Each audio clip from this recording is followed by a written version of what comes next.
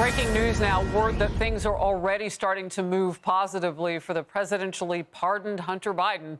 The gun case is over in the eyes of the court.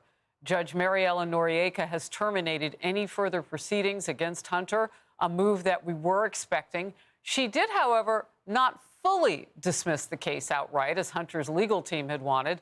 The case will not be erased from the historical record. But as we know, President Biden's pardon absolves Hunter. We'll now wait on the Los Angeles judge presiding over Hunter's $1.4 million owed on taxes. That case, we'll let you know how that comes to an end. That pardon is a gift that keeps on giving. A range of reactions now from liberal and legacy media after President Biden did pass along that wide-reaching pardon to his son. Many are reeling after they praised Biden's promise not to use his power to benefit his family. They believed him. Again, I shake my head. Like, why would you believe him? Anyway, his 180 has left MSNBC analysts, one of them, speechless. Look at this. I just heard it. I have to process it. I don't have a take. I'm sorry. He was dishonest with the American public about whether he would give a pardon. He said pretty flatly, right before the election, when he was interviewed, when he was still in the race a couple months out, that he would not give a pardon. He said that repeatedly. He said it. Karine Jean-Pierre said it repeatedly to the American public. What he said publicly, they were not straight with the American public, and people remember that. Yeah, I think Biden's a bit of a honey badger on this one. I don't think he cares what those people on CNN and MS are saying.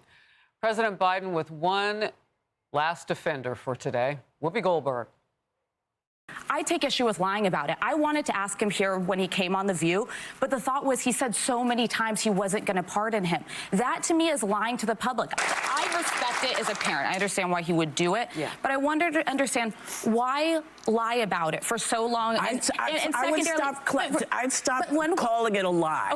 This is very different than any other situation. Biden said that the Russian disinformation was real. The laptop, all of it was lies. How could you not know he'd get to this point?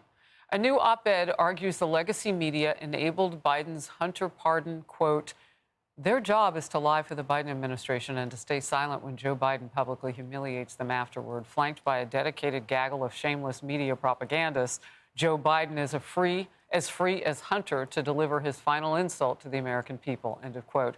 Clay Travis, OutKick founder. Clay, your top-line thoughts. Joe Biden's a complete and total liar, and everybody who has a functional brain knew he was lying, Harris, when he said that he wasn't going to pardon Hunter. And we know that they were having conversations in June when this conviction happened, and they knew that it would look bad because Joe Biden at that time was still in the office, and he thought there were two ways he was going to beat Trump. One was with abortion, and we know Kamala Harris spent $1 billion on abortion ads, and it didn't work, but that was one idea.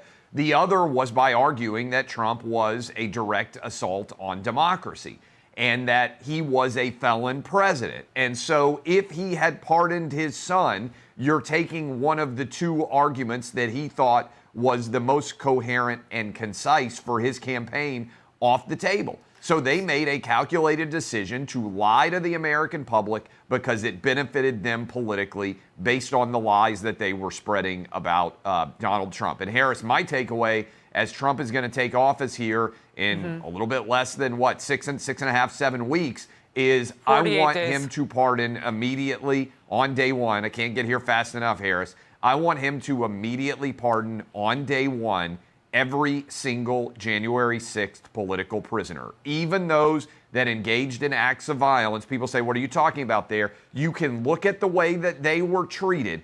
If you commit a violent crime in D.C., you hardly get prosecuted at all right now. Even the people that engaged in violence have been prosecuted more than the average person would be in our nation's capital. I want a blanket and complete pardon for all of those people, Clay, because Joe Biden has demonstrated he'll do whatever it takes to protect people who are close to him. I'm curious about, just real quickly back to Joe Biden, since he is president for 48 more days. I mean, what is that going to look like? Will he try to continue protecting his legacy? Would he even pardon Trump? I mean, there's so many things that could be coming down the pike here.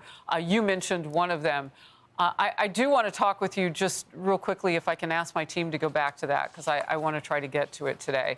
The 2024 election may signal the end of the defund the police era. The movement successfully pushed progressive criminal justice policies. Now voters are abandoning those reforms, even in Democrat-led and what we call purple states. California voters just kicked out progressive district attorneys and voted to reverse soft-on-crime policies. What's happening here? Look, I think the problem that Democrats have is their worldview fails, even and especially when they have complete control of city and state governments. Look, you know, Los Angeles, San Francisco, Portland, Seattle, these are some of the most beautiful places geographically in our country. They are filled with a lot of amazing people.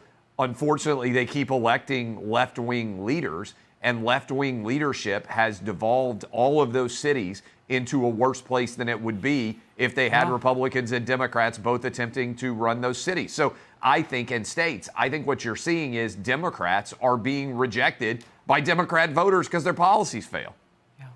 Well, we will cover it all. Thank you for your time, Clay. Always good to see you. Hey, everyone. I'm Emily Campagno. Catch me and my co-hosts Harris Faulkner and Kaylee McEnany on Outnumbered every weekday at 12 p.m. Eastern, or set your DVR. Also, don't forget to subscribe to the Fox News YouTube page for daily highlights.